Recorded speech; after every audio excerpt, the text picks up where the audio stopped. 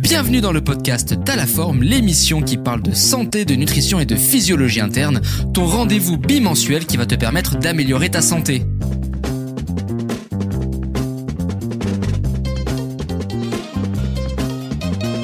Hello à toi, j'espère que tu vas bien, j'espère que tu as la forme. Écoute, on est parti pour ce 3e épisode. En tout cas, l'équipe et moi, on souhaite vraiment vous remercier pour l'accueil que vous avez fait également pour le 2e épisode. Autant pour le premier, on avait vraiment eu un excellent accueil. Alors là, autant pour le 2e, on a vraiment eu encore plus de retours positifs. Les retours sont vraiment très très bons. Vous apprenez plein de choses, vous trouvez ça hyper éducatif. Vous trouvez que c'est vulgarisé sans être trop simpliste ou trop poussé non plus. Donc en fait, il semble qu'on ait trouvé le meilleur compromis. Donc vraiment, merci à vous. Pour rappel, ce podcast est posté une fois toutes les 2 semaines, le dimanche.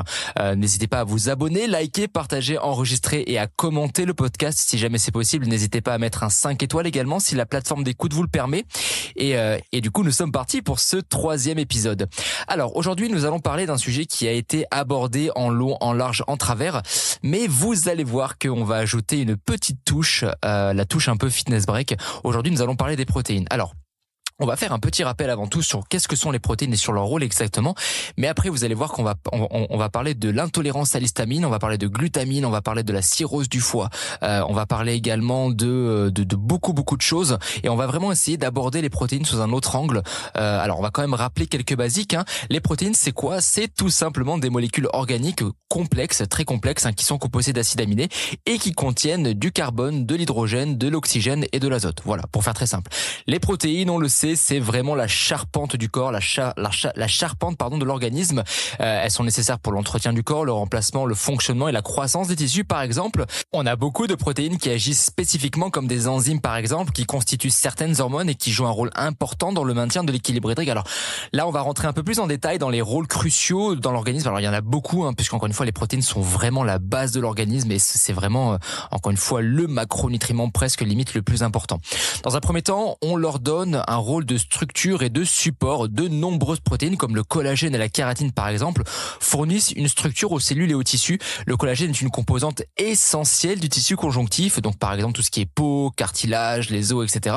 Tandis que la kératine est une protéine structurelle qui est présente dans les cheveux, les ongles et la peau. Donc autant dire que consommer une alimentation riche en protéines est importante pour maintenir une bonne santé au niveau de la peau, des cartilages, des os, mais également des ongles et aussi de vos cheveux.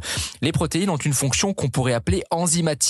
C'est tout simplement une fonction qui permet de catalyser la plupart des réactions chimiques dans l'organisme et elles sont essentielles pour toutes les fonctions métaboliques de manière générale, de la digestion des aliments à la synthèse de l'ADN en passant par d'autres principes que l'on verra juste après.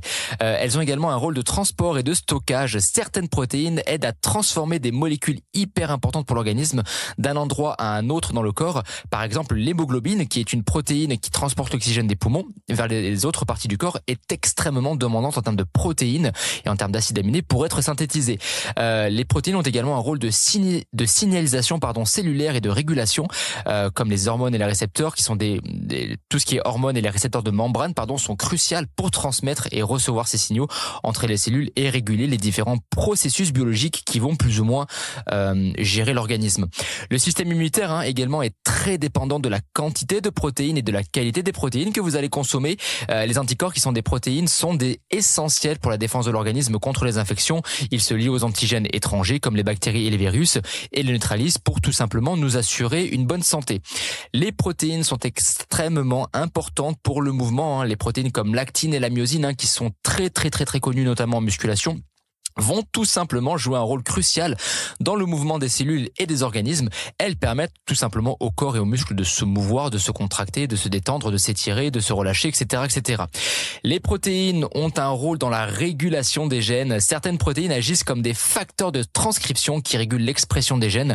Ça va tout simplement déterminer ainsi quels sont les gènes qui sont plus ou moins, alors pour faire très simple encore une fois, activés ou désactivés.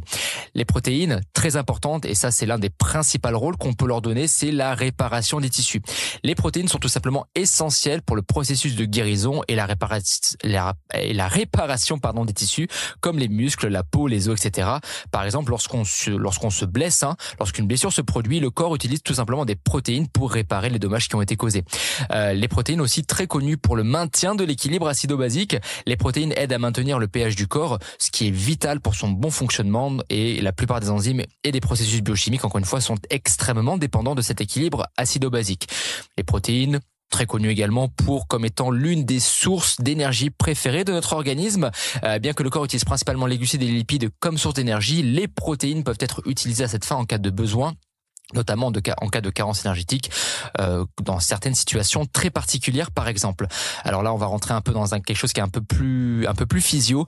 Les protéines sont extrêmement importantes pour ce qu'on appelle le clivage et la modification post-traductionnelle. En fait, pour faire très simple, après la synthèse de la protéine, certaines enzymes protéiques modifient la protéine en la clivant sur des points spécifiques ou en ajoutant des groupes fonctionnels, ce qui peut avoir des effets profonds sur l'activité de la protéine concernée, ce qui va tout simplement faire en sorte que cette protéine-là va pouvoir jouer un rôle bien précis ou tout simplement qu'elle va pouvoir avoir tel effet physiologique et cet effet physiologique qui pourrait être bénéfique pour notre santé.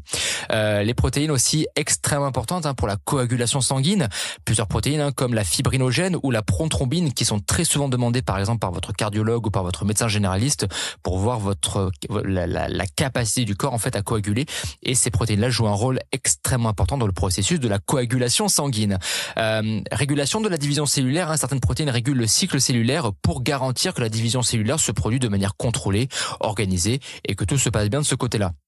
On peut également noter des rôles pour tout ce qui est conduite des impulsions nerveuses. Des protéines spécifiques agissent comme des canaux, entre guillemets, des sortes de canaux ioniques et des pompes qui permettent aux ions, pour faire très simple, de traverser les membranes cellulaires. C'est un processus qui est tout simplement essentiel pour ce qu'on appelle la transmission des signaux nerveux. Voilà. Transduction du signal également. De nombreuses protéines sont impliquées dans les cascades de signalisation où un signal externe est amplifié et est converti en une réponse cellulaire. En gros, pour faire très simple, les protéines sont importantes pour faire en sorte que la signalisation demandée, par exemple, sur une cellule par rapport à une autre soit plus ou moins amplifiée et bien convertie pour que cette cellule puisse bien recevoir le message qui est demandé et pour qu'elle puisse tout simplement effectuer ce qu'on attend d'elle. Les protéines sont extrêmement importantes pour ce qu'on appelle le contrôle du cycle circadien. Des protéines comme l'horloge circadienne et la protéine circadienne jouent un rôle clé dans le maintien des rythmes circadiens, donc tout simplement dans ce qu'on appelle le cycle éveil-sommeil, et ça permet tout simplement de réguler ce cycle et d'autres processus biologiques. La régulation de la croissance et du développement sont fortement dépendants des protéines comme les facteurs de croissance et les hormones protéiques qui jouent un rôle central dans la régulation de la croissance et du développement des organismes. La protection contre les dommages oxydatifs, beaucoup de protéines comme la superoxyde dismutase qui est une enzyme et la glutathion peroxydase qui est aussi une enzyme aident à protéger les cellules contre les dommages causés par les radicaux libres. Un exemple très simple, le glutathion est tout simplement la molécule, est simplement le composé antioxydant roi, et c'est l'un des composés les plus importants utilisés par le foie pour permettre de détoxifier l'organisme et de participer aux 3 phases entre guillemets que le foie a pour éliminer un toxique, qui est la première phase, c'est la phase d'oxydoréduction, la deuxième phase c'est la phase de conjugaison et la troisième phase c'est la phase d'élimination tout simplement. Les protéines sont extrêmement importantes pour le maintien de l'osmolarité. Les protéines aident à maintenir les protéines osmotiques qui sont correctes à l'intérieur et à l'extérieur des cellules, ce qui est crucial pour ce qu'on appelle le maintien de l'homéostasie. Les protéines sont importantes pour prévenir de la déshydratation. Par exemple, au niveau de la peau, il y a une protéine qui s'appelle la kératine qui empêche tout simplement la perte d'excessive d'eau au niveau de la peau. Les protéines jouent également un rôle extrêmement important sur la régulation thermique. Certaines protéines, comme les protéines de choc thermique, oui, c'est leur nom, aident les cellules à répondre et à s'adapter aux changements de température. Il y a aussi des mécanismes d'adhérence cellulaire auxquels les protéines sont rattachées, tels que les cadérines et les intégrines, qui sont cruciales pour l'interaction et la communication entre les cellules. Le vieillissement cellulaire que beaucoup de personnes connaissent malheureusement. Certaines protéines sont impliquées dans ce processus de vieillissement, par exemple les télomérases qui jouent un rôle important dans la durée de vie des cellules. Et un exemple, il y a par exemple le thé vert qui a montré des effets extrêmement intéressants justement pour ralentir le vieillissement des cellules. Donc un petit conseil, si vous voulez jouer un peu là-dessus, consommez du thé vert régulièrement puisque c'est l'un des meilleurs antioxydants que la nature peut nous offrir en tout cas. Les protéines ont également un rôle qui est extrêmement important sur le plan optique. Elles ont un rôle optique extrêmement important. La rhodopsine, qui est une protéine présente dans les cellules au niveau de la rétine, est essentielle pour la perception de la lumière et donc pour la vision. Et donc avoir une alimentation importante et riche en protéines permet justement d'entretenir et de soulager la fonction optique. Les protéines ont également un rôle extrêmement important sur le contrôle de la pression artérielle. Des protéines comme l'angiotensine 2. Alors on fera un podcast spécifique par rapport à ça puisque c'est ce qu'on appelle le système SRAA, système rénine, aldostérone, angiotensine.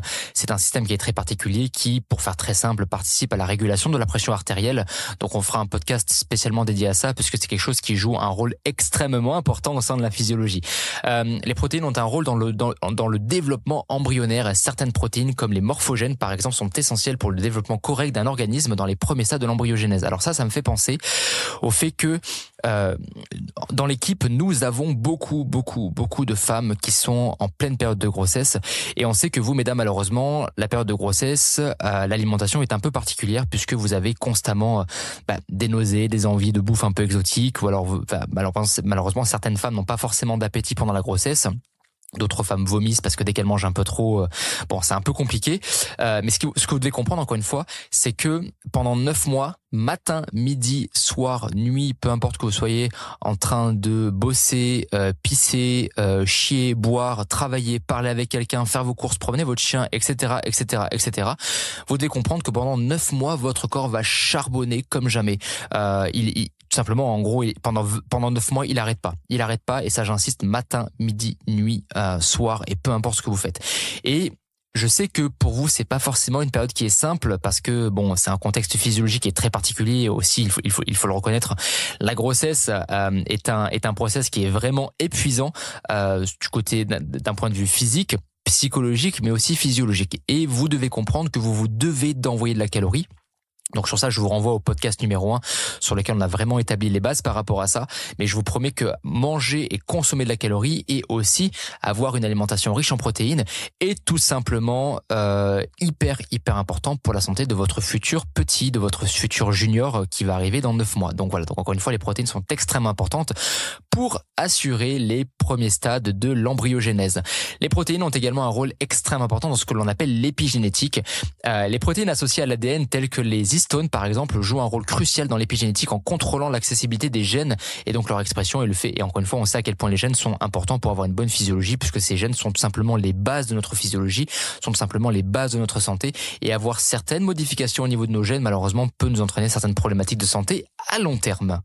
Bien entendu, la liste que je viens de citer est non exhaustive, puisque les protéines ont un rôle qui est beaucoup plus large, mais honnêtement, au vu de tout ce que l'on vient de citer, je pense que vous avez déjà un peu une idée beaucoup plus précise du rôle des protéines, en tout cas au sein de l'organisme. Voilà, donc vous devez vraiment comprendre que vous devez avoir une alimentation qui est riche en protéines. Alors encore une fois, n'oubliez pas d'adapter la consommation de protéines en fonction de votre contexte physiologique et en fonction de votre cas de santé. C'est hyper important, puisque encore une fois, c'est ça qui va vraiment influencer et diriger la façon dont vous allez répartir les macros que vous allez utiliser pour établir votre diète future, etc. Ce podcast est aussi là pour vous dire que il y a un e-book qui va sortir, sur lequel je travaille déjà depuis plusieurs semaines et qui m'a pris pas mal de temps à faire, pas mal de recherches. C'est un e-book qui non seulement va vous présenter donc du coup les protéines telles que je viens de le faire. Alors c'est pas vraiment un e-book qui va parler que de ça. Il y a forcément une partie par rapport à ça, puisque c'est important de rappeler le rôle des protéines, mais pas que ça. On est allé beaucoup plus loin que ça. C'est un e-book qui fait environ 140 pages et auquel vous aurez également accès à plus de 250 études téléchargeables et consultables, des rapports de l'OMS, des rapports de l'ANSES, des rapports de l'AFSA. Tous les supports qui ont été utilisés pour faire ce e-book seront accessibles pour ceux qui achètent régulièrement des formations, pour ceux qui lisent régulièrement des livres de physiologie avec des trucs sourcés, etc. Très souvent, ils vous mettent les sources, mais ils vous mettent pas les études consultables. Et le problème, c'est que pas tout le monde sait forcément comment avoir accès aux études. Donc là, dans cet e-book-là, vous aurez absolument accès à toutes les études, rapports de l'OMS, rapports de l'ANSES, rapports de l'AFSA, etc., qui auront été utilisés pour faire ce support. Vous pourrez absolument tout consulter, absolument tout le télécharger, comme ça, pour vraiment les gros nerds, entre guillemets, de la physio, vous pourrez vraiment aller beaucoup plus loin dans vos recherches et dans votre compréhension des protéines et de ce que j'ai voulu apporter au travers de ce e-book. Donc dans cet e-book-là, on va parler du fameux débat également, protéines végétales versus protéines animales, et vous allez voir que le match n'est pas aussi évident que ça. Le match est extrêmement serré, et vous allez voir que à la fin de cet e-book-là, le gagnant n'est pas forcément celui que vous allez penser, auquel vous aurez pensé, pardon. Donc je vous en dis pas plus et je vous laisse découvrir ça avec le e-book. Donc, alors j'ai aussi voulu faire, vous savez que dans les podcasts, et vous le verrez alors vous l'avez probablement entendu dans les podcasts que j'ai fait avant, et vous l'entendrez encore dans les prochains qui vont arriver par la suite. Je vais constamment dire que vous devez constamment adapter la stratégie nutritionnelle, la stratégie de supplémentation en fonction de votre cas de santé et en fonction de votre contexte de physiologie.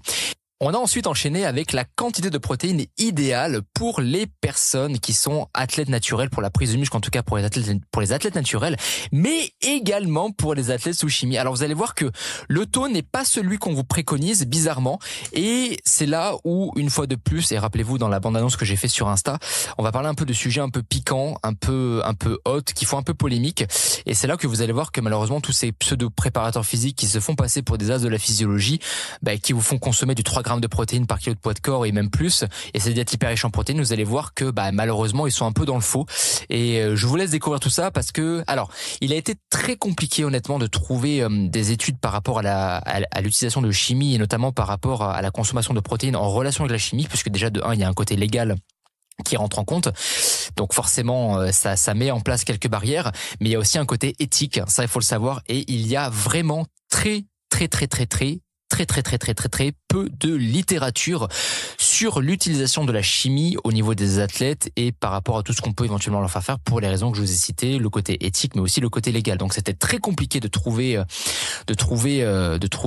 quelque chose de concret, mais après des heures et des heures et des jours et des nuits blanches de recherche, j'ai enfin pu trouver quelques papiers hyper intéressants avec l'aide de Nevin, en tout cas, qui m'a beaucoup aidé aussi sur cette partie-là. Donc si Nevin, si jamais tu passes par là, merci à toi en tout cas, Nevin du Bayesian, donc que je vous invite vivement à suivre, et vous allez voir que c'est pas forcément ce que vous pensez en termes de quantité de protéines pour les athlètes sous chimie.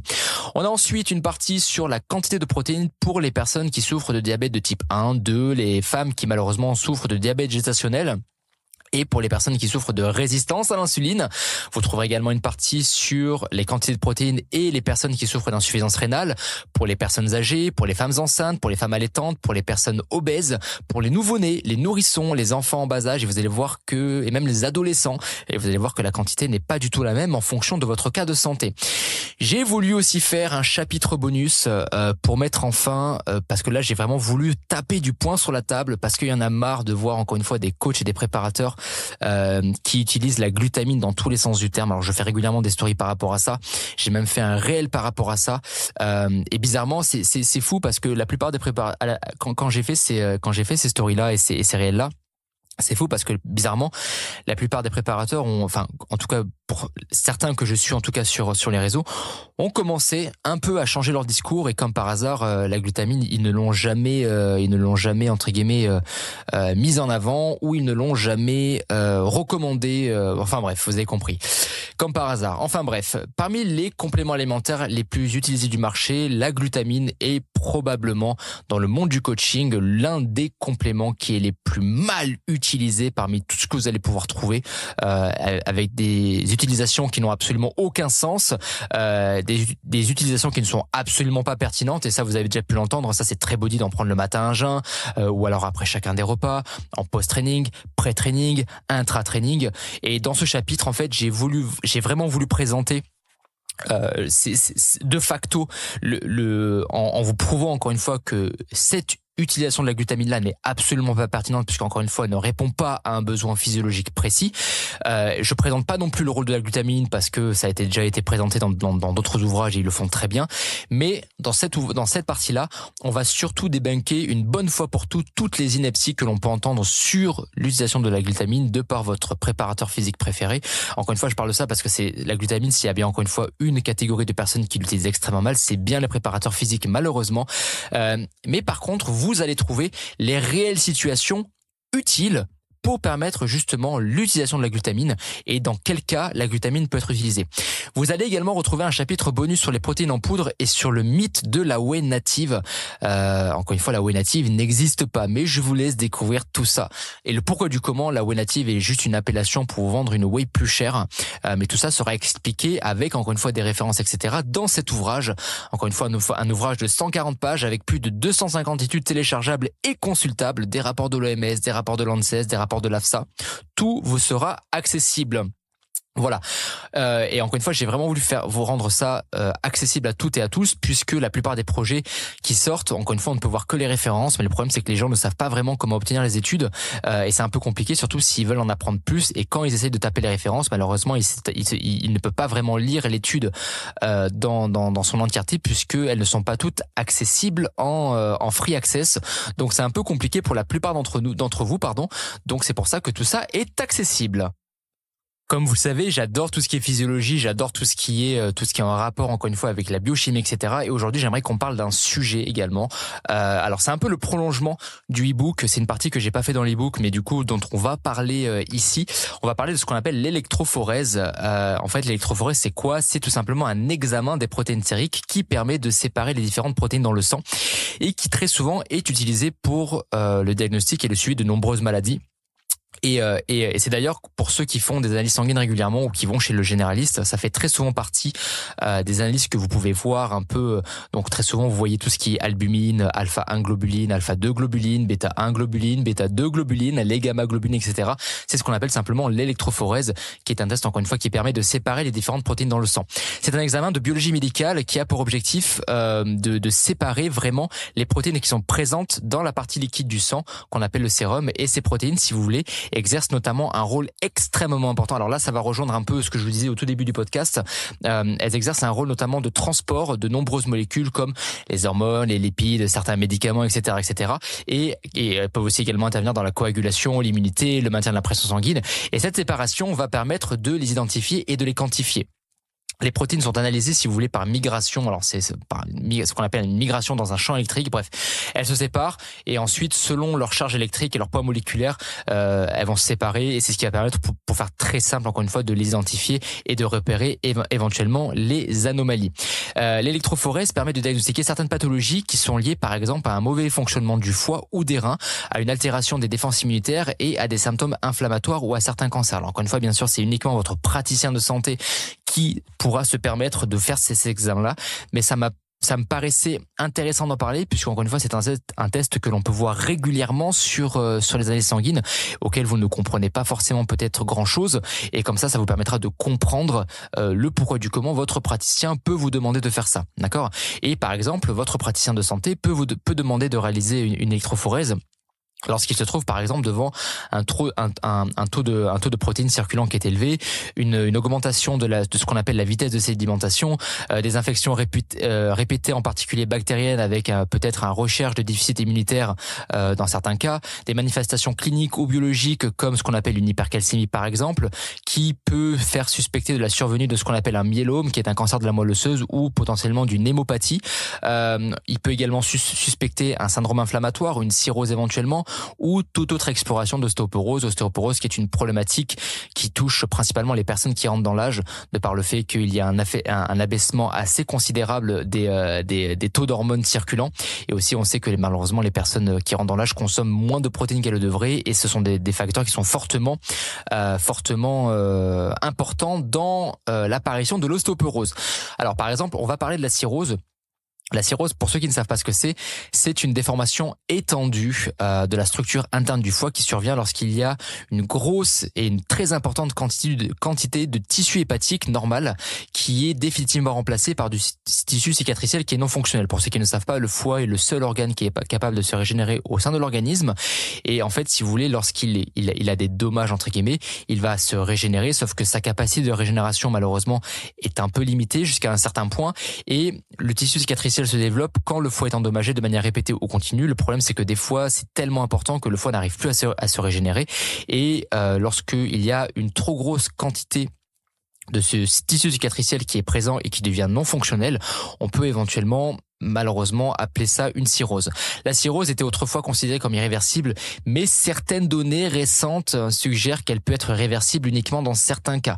Donc alors là, il faut encore une fois prendre ça avec des pincettes, bien entendu, mais voilà, il semble que certains cas puissent être soulagés, si on peut dire ça comme ça.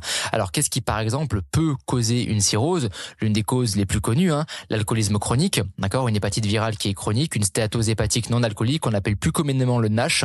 On fera un podcast par rapport au NASH, ou une consommation régulière d'aspirine. L'aspirine. Pour ceux qui ne savent pas, l'aspirine est l'une des causes des greffes hépatiques et la cause de greffe hépatique numéro 1 au monde, parce que malheureusement l'aspirine est quelque chose que les gens prennent comme des bonbons, et croyez-moi qu'une grosse quantité d'aspirine malheureusement, et vraiment les gens en consomment vraiment dans tous les sens du terme pour tout et n'importe quoi, donc faites attention encore une fois avec ça, et encore une fois ne dépassez pas les doses recommandées. De nombreuses complications graves peuvent se produire également, telles qu'une accumulation de liquide dans l'abdomen, ce qu'on appelle une ascite, ou alors des saignements dans le tube digestif et une détérioration de certaines fonctions cérébrales. Le diagnostic de la cirrhose, par exemple, peut reposer sur les symptômes et sur les résultats de l'examen clinique. Des examens d'imagerie peuvent être demandés, et si vraiment le praticien estime qu'il y a besoin d'aller plus loin, il peut demander une biopsie. Les médecins traitent les complications, mais malheureusement, les lésions provenant de la cirrhose sont très souvent permanente. Alors rappelez-vous ce que je vous ai dit, il y a beaucoup de discussions par rapport à ça, sur le fait que la cirrhose peut être réversible, mais encore une fois, c'est que certains cas malheureusement mineurs. Les personnes atteintes de cirrhose présentent un risque du foie qui est vraiment très très augmenté. C'est pour ça qu'à partir du moment où on constate que vous avez une cirrhose, croyez-moi que là vous allez être suivre avec des examens d'échographie très réguliers et d'autres examens, ainsi que des analyses de sang régulières pour vous être demandées afin de détecter potentiellement la présence d'un cancer, quoi. La cirrhose, malheureusement, est l'une des causes, et ça il faut le savoir, il y a peu de personnes qui le savent, la cirrhose est l'une des causes les plus fréquentes de décès dans le monde. Aux États-Unis, on estime qu'il y a environ 35 000 personnes par an qui décèdent des complications amenées par une cirrhose. C'est tout simplement énorme. Divers troubles, médicaments ou toxines peuvent également endommager le foie de manière répétée ou continue. Là, je pense bien sûr à nos chers amis les body qui prennent de la chimie. Faites attention parce que la chimie est extrêmement agressive pour le foie. Alors, est-ce que, encore une fois, ça peut vous amener à un état de cirrhose? Non, mais c'est comme tout. Est-ce que c'est que la prise de chimie qui amène l'état d'une cirrhose? Mais non, mais c'est toujours ça, plus ça, plus ça, plus ça, qui potentiellement peut vous entraîner sur un terrain auquel vous êtes peut-être prédisposé. Donc c'est pour ça qu'il faut faire attention. Et en sachant que vous prenez de la chimie, plus des euros, plus de la chimie pour contrecarrer un peu les effets de la chimie précédente, plus certains qui prennent des médocs pour contrecarrer certains effets, etc. Faites très attention avec ça. Mais on fera des podcasts également sur la chimie qui vont être hyper intéressants, surtout d'un point de vue physiologie. Et vous allez voir que ça va vous apporter également pas mal de réponses aux questions que vous vous posez. Si l'atteinte est soudaine, aiguë entre guillemets et limitée, le foie encore une fois se répare souvent de lui-même en produisant de nouvelles cellules hépatiques et en les attachant à la matrice de tissu conjonctif. Donc du coup dans sa fameuse structure interne, laissée par les cellules hépatiques lorsqu'elles meurent. Et la réparation et le rétablissement complet sont possibles si la personne entre guillemets a une santé physiologique assez costaud pour le faire, quoi. Cependant, encore une fois, en présence de lésions répétées, des fois les tentatives du foie pour remplacer et réparer les tissus endommagés malheureusement conduisent à une première cicatrisation on peut appeler ça une fibrose. Donc peut-être que certains d'entre vous connaissent ce nom. Très souvent l'état de fibrose est l'état qui est un peu constaté avant la cirrhose, mais le problème c'est que le tissu cicatriciel n'accomplit aucune fonction, et quand la fibrose est étendue et sévère, le tissu cicatriciel qui va se former va former des bandes dans le foie qui malheureusement des fois peut rendre le foie, altérer la capacité du foie à se régénérer et à fonctionner. Et des fois la cicatrisation est tellement importante, et ça rejoint ce que je vous disais, qu'en fait ce tissu cicatriciel des fois devient non fonctionnel, et malheureusement une telle cicatrisation sévère est appelée tout simplement une cirrhose, quoi. Donc c'est pour ça qu'il faut faire extrêmement attention à la santé de votre foie, puisque une fois qu'il est touché, malheureusement c'est très compliqué, quoi. Le foie traite beaucoup de médicaments, toxines et de déchets dans l'organisme. Alors on va pas revenir vraiment sur chacune des fonctionnalités du foie, mais on sait à quel point il est important pour la fonction de détox de l'organisme. Et par exemple tout ce qui est médicaments, toxines, etc. Il les décompose en différentes substances qui sont moins nocives entre guillemets, et plus faciles à éliminer pour le corps. Le foie élimine les substances en les excrétant sous forme de bile, en fait une sorte de liquide digestif qui est un peu brun ou jaune-vert, et qui est encore une fois un liquide qui est produit par les cellules du foie. Quand le foie est moins capable de traiter ces substances, en fait elles vont s'accumuler dans la circulation sanguine, et par conséquent les effets des nombreux médicaments et toxines peuvent malheureusement parfois comprendre des effets secondaires graves. Et malheureusement ça se retrouve être accentué, puisque le corps n'arrive pas ou tout simplement beaucoup moins bien à éliminer ces différentes toxines, quoi. De tels effets secondaires peuvent se développer même quand la personne prend une dose qu'elle prenait auparavant sans en subir des effets indésirables, et c'est pour ça encore une fois que c'est extrêmement important de maintenir une bonne santé hépatique.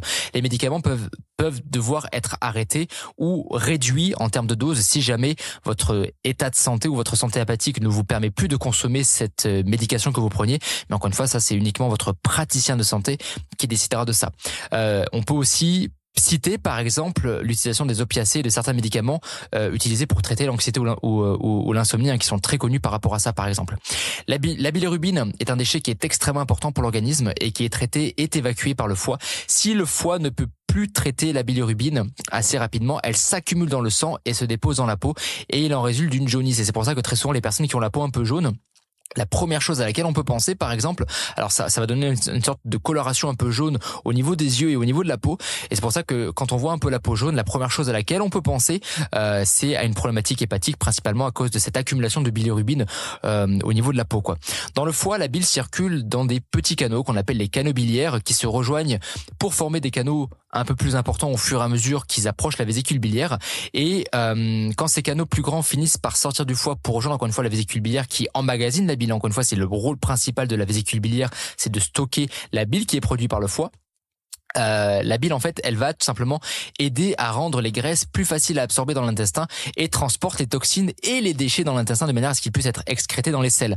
Et quand le tissu cicatriciel bloque le flux de la bile dans les canaux biliaires, tout ce qui est graisse, et y compris les vitamines liposolubles qui sont fortement dépendantes de la quantité de graisse que vous allez avoir dans l'organisme, notamment donc du coup les vitamines A, D, E et K, elles vont être un peu moins bien assimilées. Et on sait à quel point elles sont importantes pour notre santé et pour notre physiologie de manière générale, mais on sait à quel point également elles sont importantes pour permettre encore une fois aux toxines et aux déchets d'être éliminés par le corps. Donc quand vous prenez tout ça combiné, ça rend encore plus compliqué pour l'organisme de pouvoir éliminer ces fameux toxiques qui sont problématiques pour lui. Normalement, une grande partie de la bile, qu'on appelle aussi parfois les sels biliaires, est réabsorbée dans la circulation sanguine à partir de l'intestin et recircule jusqu'au foie. C'est une sorte un peu de process de recyclage. Le foie extrait les sels biliaires et va donc les réutiliser. Cependant, dans le cadre d'une cirrhose, le foie ne peut plus extraire normalement ces sels biliaires et par conséquent, le foie ne peut plus produire autant de bile que prévu. Et on sait encore une fois à quel point la bile est importante pour la digestion, pour l'élimination des toxines et des déchets. Et encore une fois, c'est un peu le serpent qui se mord la queue, puisque le point A va accentuer le point B, qui va accentuer le point C, qui va réaccentuer le point A, qui va accentuer le point C. Et c'est le serpent qui se mord la queue. Et on en arrive encore une fois à ce que j'ai cité dans le podcast numéro 1 et à ce que je citerai dans les podcasts futurs qui vont arriver. En plus de perturber la fonction hépatique, le tissu cicatriciel peut aussi bloquer la circulation sanguine dans le foie en provenance de ce qu'on appelle la veine porte, qui véhicule simplement le sang de l'intestin au foie. Et le problème, c'est que cette obstruction peut entraîner une augmentation de la pression sanguine dans la veine porte, qu'on appelle de l'hypertension portale. Et cette hypertension portale entraîne une pression artérielle élevée dans les veines qui sont reliées à la veine porte, y compris les veines dans l'estomac, l'œsophage et le rectum. Et je vous laisse deviner un peu ce qui va se passer. Donc bref, on revient sur l'électrophorèse qui va tout simplement permettre d'identifier des groupes de protéines augmentés ou diminués dans le sérum, et chaque protéine sanguine va former des bandes différentes de largeur et d'intensité différentes. C'est ce qui permet encore une fois de les différencier. Et chaque profil caractéristique pourra être interprété encore une fois bien sûr par votre praticien de santé, et c'est ce qui pourra lui permettre par la suite éventuellement de vous faire des examens complémentaires. Alors là, je vais vous donner quelques interprétations entre guillemets de ces différents taux. Encore une fois, n'oubliez pas que ce que je vais dire n'a aucune valeur médicale. Ce n'est pas un diagnostic médical. Ce n'est pas à prendre comme étant un diagnostic médical ou ça n'a pas de valeur médicale. Vraiment, j'insiste par rapport à ça. Ce n'est juste que une interprétation comme une autre. Mais encore une fois, n'oubliez pas de consulter votre praticien de santé, et que ce que je vais dire par rapport à l'interprétation de ces taux-là ne remplace en rien le diagnostic de votre praticien médical.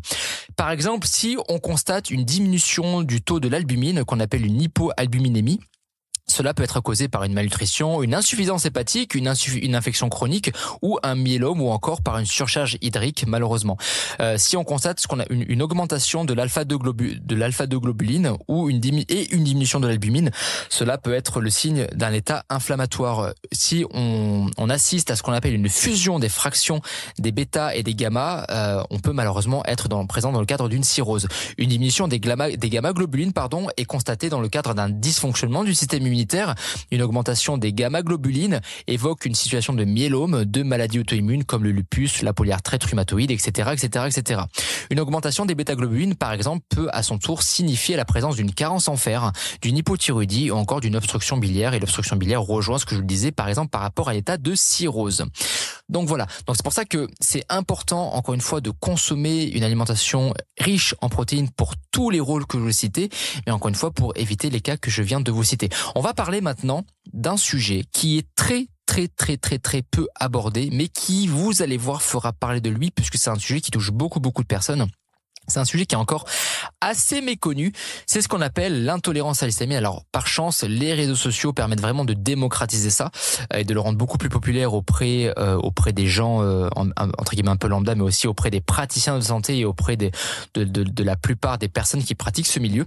L'intolérance à l'histamine. Alors, l'histamine, qu'est-ce que c'est? L'histamine, c'est une amine naturelle qui est synthétisée à partir de la L-histidine, qui est un acide aminé essentiel. Donc vous comprenez déjà le fait que lorsque l'on va parler d'intolérance à l'histamine, vous devez faire impérativement attention à votre consommation d'histidine, puisqu'encore une fois, l'histidine est un acide aminé qui est essentiel. Et donc du coup, dans le e-book, je vous rappelle qu'est-ce qu'un acide aminé essentiel. Donc je vous laisserai aller regarder pour comprendre pourquoi il vaut mieux éviter. Il faut faire en tout cas attention à sa consommation d'histidine. Étant donné que l'histidine est un acide aminé essentiel et que c'est un précurseur de l'histamine, malheureusement, une surconsommation d'histidine via l'alimentation peut potentiellement augmenter l'intolérance à l'histamine. L'histamine, c'est aussi une molécule de signalisation du système immunitaire qui va intervenir dans beaucoup de processus inflammatoires et notamment allergiques. Bon, ça, ceux qui ont par exemple des allergies au pollen, vous connaissez la prise d'antihistaminique, c'est principalement pour bloquer l'excédent d'histamine que le corps va produire. L'histamine est synthétisée, alors là aussi on va rester très simple dans notre explication, par ce qu'on appelle des granulocytes basophiles et par les mastocytes. C'est tout simplement des cellules qui appartiennent à une variété de globules blancs. Voilà, pour faire très simple. Et du coup, la surproduction de ces granulocytes et de ces mastocytes augmente la production d'histamine. L'histamine, elle est stockée absolument partout dans le corps. On peut noter par exemple la présence d'histamine dans la peau, le foie, l'estomac, la moelle osseuse, le cerveau. Bref, en gros, l'histamine est présente absolument partout et l'histamine est stockée dans les cellules et libérée dans des circonstances telles que les réactions allergiques. Et encore une fois, c'est pour ça que je vous parlais tout à l'heure de l'allergie au pollen par exemple. Elle intervient également dans le processus d'acidification de l'estomac qui est indispensable pour une bonne digestion. Donc encore une fois, c'est pour ça que les personnes qui principalement ont de l'intolérance à l'histamine rencontrent quelques petites problématiques digestives ou encore au niveau du cerveau où l'histamine va agir comme un neuromédiateur qui va agir sur le cycle du réveil-sommeil et l'histamine est extrêmement importante pour le réveil justement. L'histamine peut être apportée par des aliments ou libérée lors de la digestion des aliments en question. L'histamine va se retrouver dans les produits ayant subi une fermentation importante ou une dégradation de leurs protéines lors du vieillissement. Alors, pour vous donner des exemples très simples d'aliments qui sont très riches en histamine, les fromages et les vieux fromages, les poissons fumés, la charcuterie, les viandes qui ont maturé pendant très longtemps, les vieux alcools, les vieux vins, etc. sont des aliments qui sont très riches en histamine. D'autres aliments vont libérer de l'histamine ou d'autres aminés qu'on pourrait appeler biogènes, comme tout ce qui est putrécine et cadavérine, lors de leur fermentation par des bactéries protéolytiques. C'est simplement des bactéries qui vont digérer les protéines dans l'intestin. Les déséquilibres de notre écosystème intestinal est extrêmement important justement pour gérer cette intolérance à l'histamine. Que ce soit une dysbiose du grêle qu'on appelle plus communément le SIBO ou du côlon, bref peu importe, ou encore une inflammation de la paroi intestinale qui est généralement liée ou qui peut être liée à un état de dysbiose, on retrouve souvent des cas d'intolérance à l'histamine. Alors il faudrait faire un podcast vraiment entier sur la façon dont le SIBO peut affecter l'intolérance à l'histamine, etc. Mais on fera des podcasts par rapport à tout ça, ne vous inquiétez pas.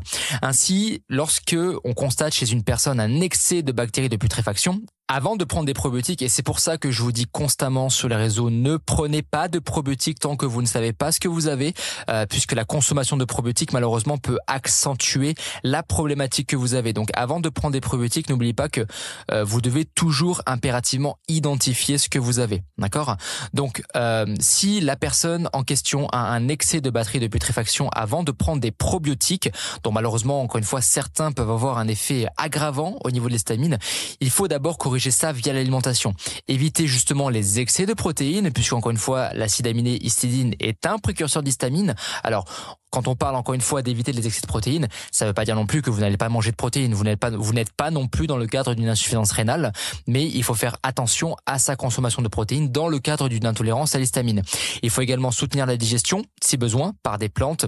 En cas de manque d'acidité gastrique, par des enzymes digestives en cas d'insuffisance pancréatique. Alors il y a différentes stratégies aussi qu'on peut mettre en place pour soutenir une insuffisance pancréatique, mais ça on en parlera également dans un autre podcast.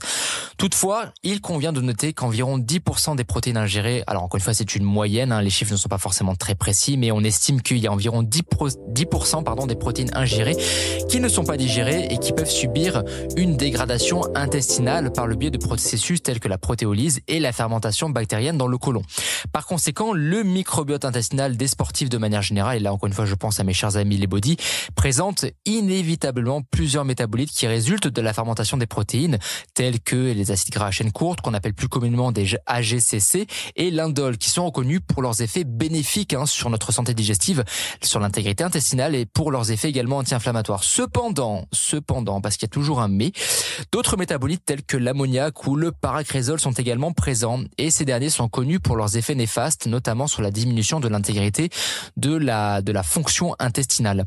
Il est donc évident qu'un excès de protéines, malheureusement, peut finalement conduire parfois certaines personnes à une concentration, entre guillemets, excessive de ces métabolites protéolytiques qui peuvent dépasser la capacité de l'organisme à les assimiler, à les transformer, à les détoxifier, et cela peut avoir des conséquences potentiellement nuisibles pour la personne, comme une augmentation, par exemple, de l'intolérance à l'histamine de manière générale, ou alors des conséquences assez problématiques également pour le côlon et la santé globale de la personne et notamment de l'athlète. Encore une fois, je pense au body qui consomme tout le temps, c'est le premier à avoir des consommations de protéines simplement énormes. Dans ce contexte, la supplémentation anarchique en acides aminés, comme on peut très souvent l'observer chez les sportifs, et là je pense à la consommation abusive, et là ils se reconnaîtront encore une fois en EA, en BCA et j'en passe, des fois malheureusement ça peut être préjudiciable. Et oui, donc arrêtez de donner vos BCA et vos EA à la con quand votre athlète se plaint de problèmes digestifs, parce que vous pouvez malheureusement faire qu'aggraver votre problématique. Et après les mecs ils comprennent pas, ils sont là, mais je comprends pas, j'ai mis de la glutamine. Oui mais non. Mais encore une fois, vous devez comprendre que quand on travaille sur de la physiologie, ça va bien plus loin que donner de simples EA et de simples BCA. Donc arrêtez de vous faire passer pour des pros de la physiologie parce que vous donnez des EA. Par exemple, ça il faut le savoir, une consommation excessive de taurine chez certaines personnes peut augmenter la production de ce qu'on appelle l'acide taurocolique et de l'acide désoxycholique et de sulfure d'hydrogène, ce qui peut potentiellement accroître les risques de certains cancers colorectaux. Alors là, je pars un peu loin, mais par exemple, quand je parle de sulfure d'hydrogène, le sulfure d'hydrogène est le gaz qui est produit majoritairement par les bactéries qui vont causer le SIBO. Et quand on parle de SIBO, je vous rappelle ce que j'ai dit 5 minutes avant par rapport à l'intolérance à l'histamine et par rapport au SIBO. Encore une fois, vous voyez que tout est lié, tout est enchevêtré dans un maillage entre guillemets, et c'est pour ça qu'il faut absolument comprendre le point A, le point B, le point C pour comprendre pourquoi la physiologie peut potentiellement, entre guillemets, basculer plus d'un côté que de l'autre.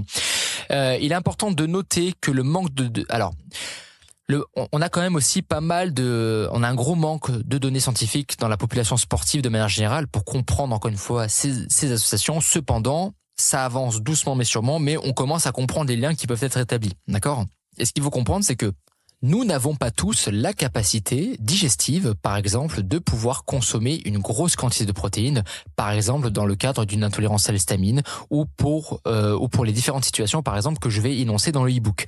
Donc ce que vous devez comprendre, c'est que vous devez constamment adapter la répartition de vos macros et la façon dont vous allez l'utiliser, toujours en fonction de votre cas physiologique, en fonction de votre cas de santé, et que par exemple, si vous êtes body, je parle souvent des body dans ce podcast parce que quand on parle de consommation excessive de protéines, vous êtes les premiers à qui je pense parce que c'est constamment chez vous qu'on peut le constater malheureusement. Parce qu'encore une fois, c'est vraiment les premiers à mettre des grammages de protéines qui sont simplement ahurissants, énormissimes et complètement énormes. Nous n'avons pas tous une capacité digestive suffisante pour consommer ou du moins pour avoir une alimentation qui est très riche en protéines. Alors, dans le e-book, encore une fois, on définit ce qu'est une alimentation très riche en protéines, mais vous n'avez pas besoin de monter à des grammages astronomiques sans vouloir faire le Marseillais et sans exagérer. J'ai déjà vu des diètes avec 5 grammes de prot par kilo de poids de corps. C'est tout simplement énormissime et je vous promets que je mens pas. Et quand on voit ça, on se dit que là il y a vraiment quand même sacrément un problème et que il faut faire attention parce que l'impact de l'apport en protéines a un effet extrêmement important sur ce qu'on appelle la diversité microbiotique des sportifs et ça peut varier vraiment positivement ou négativement en fonction de certaines personnes. Et une partie de ces contradictions peut être aussi expliquée par le fait qu'on peut constater plus ou moins une consommation variable de fibres alimentaires sur certains sportifs. Mais quand on sait encore une fois à quel point l'alimentation du body est pauvre en sélection d'aliments, en variété d'aliments, et ne me faites pas dire que vous consommez une alimentation variée parce que si on est honnête, vous tournez pas plus que sur 10, 15 aliments tout au plus. Là, il y a un problème. Là, il y a vraiment un problème par contre. Et on se rend compte que l'association, on peut constater en tout cas une association positive entre l'apport en protéines et la diversité microbiotique lorsque les sportifs atteignent une consommation de fibres recommandée. Je parle bien sûr de toutes les fibres. Tandis que on constate une association qui est négative lorsque on inclut une réduction de la consommation de fibres, ce qui peut réduire la production de bactériennes en acides gras à chaîne courte. Et c'est quelque chose que l'on peut notamment relever chez les sportifs de manière générale, chez les body qui encore une fois ont un gros manque de variété dans l'alimentation, dans la sélection des aliments, dans la variété des aliments et dans la consommation de fibres malheureusement. Et c'est pas parce que vous bouffez 100 grammes de haricots verts, croyez-moi, sur chacun des repas que vous allez forcément avoir la quantité de fibres dont vous avez besoin. En d'autres termes, vous devez avoir l'alimentation la plus diversifiée, la plus variée, quantitative et qualitative possible pour potentiellement atténuer des effets potentiels dysbiotiques qui peut être amené par une consommation excessive de protéines qui malheureusement par exemple peut accentuer ce qu'on appelle l'intolérance à l'histamine. Et l'intolérance à l'histamine est quelque chose qui touche beaucoup les body, notamment autant les body naturels entre guillemets, ceux qui font des compositions dits naturelles pour ceux qui jouent vraiment le jeu, mais également pour ceux qui prennent de la chimie. Ça vous devez le savoir, il y a beaucoup de body qui sont touchés par de l'intolérance à l'histamine à cause de la chimie, mais ça on en parlera dans un autre podcast. J'espère que ce podcast vous a plu. Donc voilà, comme vous avez pu le voir, j'ai vraiment essayé d'attaquer les protéines sous un autre angle plutôt que celui. Alors bien sûr, on a présenté les protéines encore une fois au tout début parce que c'est normal de le faire, mais j'ai vraiment essayé d'apporter un nouvel angle pour éviter de répéter ce qui a déjà été dit, surredit et répété encore une fois. Donc voilà, j'espère que ce podcast vous a plu. N'hésitez pas à vous abonner, liker, partager, enregistrer et à commenter ce podcast. N'hésitez pas à mettre 5 étoiles si votre plateforme d'écoute vous le permet. Merci encore une fois à toutes et à tous pour votre soutien. Je vous dis à très vite pour le prochain podcast. Merci à toutes et à tous. Ciao.